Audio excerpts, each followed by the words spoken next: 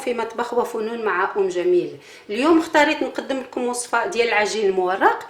هذا العجين المورق اللي غادي نحتاجه في عده وصفات. غادي نحتاج 450 غرام نتاع الفرينه اللي انايا غربلتها، 225 مليلتر من الماء البارد، 225 غرام ديال الزبده حتى ل 300. نضيف شويه ديال الملح، واحد المعلقه ما عمراش، كاس عامر غادي نضيفوه، ماشي حتى نص كاس. غادي نبقى نخلط بهذا الشكل دائري. بالنسبه للعجين المورق هذا مهم، غادي خاصها تجينا شويه قاصحه. انا غادي نعجنها ونجمعها كما تشوفوا. راه مازال ما دخلت فيها كاع الفرينه لانه خاصها تجي كما قلت لكم قاصحه، وخاصنا ندخلوا الفرينه بلا ما نزيدوا الماء. فاش عجنتها ودخلت كاع الفرينه كان شويه صعيب لانه خاصها تبقى هكا قاصحه. خاصها نديرها على شكل كره، نديرها في واحد الفيلم غذائي، ندخلها للثلاجه ونخليها ترتاح واحد المده ديال ناخذ هاد الزبده نوضعها فوق الكاري. الدلاك غادي نضربها يعني باش تعاونني فاش نكون نورق العجين. طاحين نرش شويه طاولات العمل. ناخذ القطعه ديال العجين، غادي ندير بحال هذا الشكل، نقطع العجين اولا وهنايا الجهه الاخرى، نفتح هكا، نبسط الجنب الاول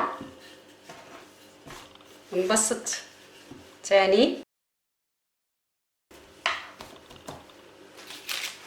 وهاد الجهه اللي في الوسط غادي نخليوها شويه عاليه كما كتشوفوا باش فاش نحطوا الزبده ما تخرجش من التحت.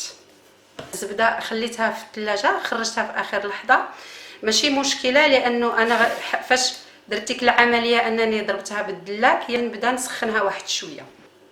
غادي نحطها في الوسط،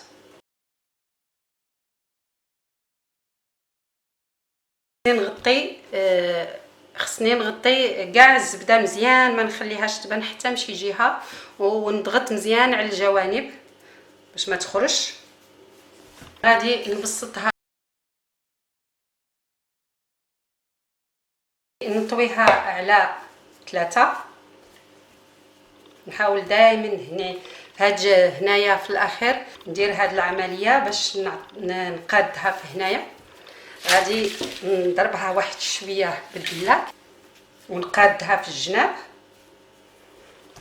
هاد لو جيست فاش نطويوها عندنا هكا ما غاديش نبسطوها بهذا الشكل، غادي نقلبوها دائما هكا. نبسطها مره ثانيه، نطويها على 3، نغطيها بالفيلم الغذائي وندخلها للثلاجه، نخليها ترتاح واحد 10 دقائق.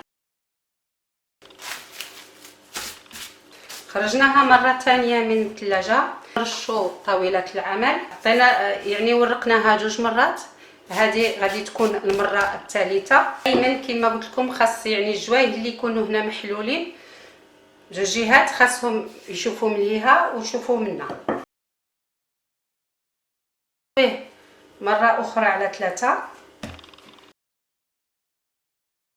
عاوتاني نورقوا للمره الرابعه وندخلوه للثلاجه، نخليوه يرتاح مره اخرى 10 دقائق حتى 15 دقيقه. مره ما فيها باس اننا ننظفوا المكان ديال العمل، نعاودوا نرشوا دقيق.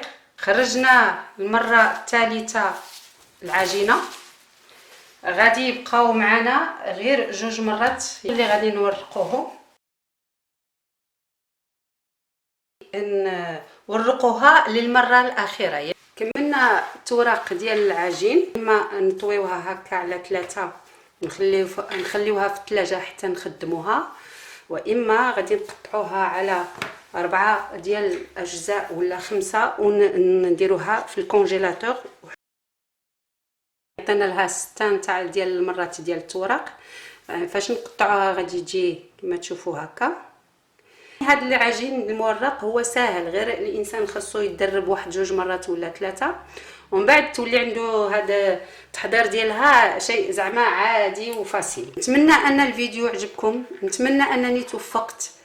ما تنساوش تخليوا لي التعليقات ديالكم، ما تنساوش كذلك انكم تقسموها مع الاصدقاء. والسلام عليكم ورحمة الله تعالى